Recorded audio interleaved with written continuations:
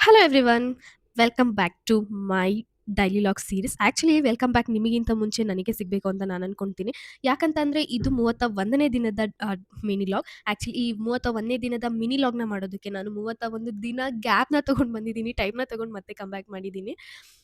So ಹಾಗಾಗಿ once again welcome back my self. ಹಾಗೆ ಇದಕ್ಕಿದ್ದಾಗೆ ಮತ್ತೆ ವೀಡಿಯೋಸ್ನ ಸ್ಟಾರ್ಟ್ ಮಾಡೋದಕ್ಕೆ ಮೋಟಿವೇಶನ್ ಎಲ್ಲಿಂದ ಹುಡ್ಕೊಂತು ಅಂತ ಯೋಚನೆ ಮಾಡ್ತಾ ಇದ್ದೀರಾ?